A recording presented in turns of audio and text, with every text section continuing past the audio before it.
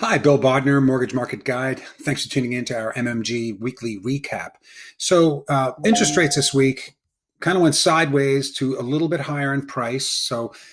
Steady as she goes, but it wasn't all easy going. We had Wacky Wednesday this week where we had a Treasury auction, did not perform well, and that always has to have your antennas on it, because if the auctions don't go well, if foreign investors do not want to get and buy our bonds, and the Fed's the only game left, that could be a problem down the pike. So that's something we need to watch.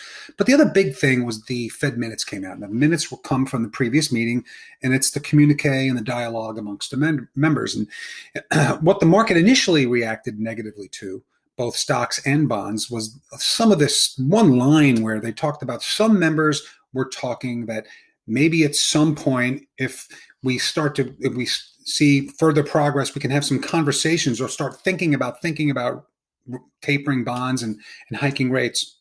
And I think on a Thursday, here we are. It looks like the market finally sobered up into the realization of the most important line in the minutes, which basically said it's probably going to take some time before we make, quote unquote, substantial progress towards our dual mandate. And part of that dual mandate is promoting maximum employment.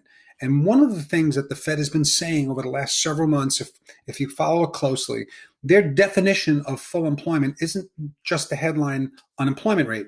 It's more now what they call broad-based. And so now they're looking at employment through all classes, including Black unemployment, Hispanic unemployment, which are maybe north of 50% higher than the typical unemployment or the headline unemployment rate. So what that tells you as a mortgage banker is that the Fed is going nowhere. And that's why here we are bouncing back on a Thursday, and rates have improved modestly.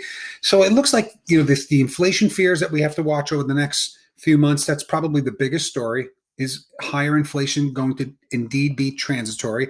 I encourage you to watch not just the year-over-year numbers, but more importantly, the month-over-month numbers, because the year-over-year numbers are going to be heavily skewed, and we're going to see big spikes because energy prices are much higher than they were a year ago. Same thing with food, many other items. But the month-to-month gain is important to track, because if we see month-to-month gains in inflation, that could be a problem. And then maybe at some point there is tapering. But from a tapering standpoint, do not see it here at Mortgage Market Guide at all anytime soon. Can't happen. And like if the Fed said, now's not the time. Now's not the time. So don't even worry about that. But you do have to worry about some of the inflation figures. You do have to worry about the volatility. And that's where managing your pipeline on a short-term basis could be very, very tough. Longer term, as long as we stay beneath 175 on a 10-year note, I don't know why there'd be any rush to lock folks that are going to be out longer term. But the short-term volatility is something that you do have to manage. And we watch it this week with Wacky Wednesday and then rebounding Thursday, all on really nothing. And there's no worry that the Fed is going anywhere. And that's something you could take going into the weekend. So I hope this finds you well. Have yourself a terrific weekend. Be safe. Talk to you soon. Bye for now.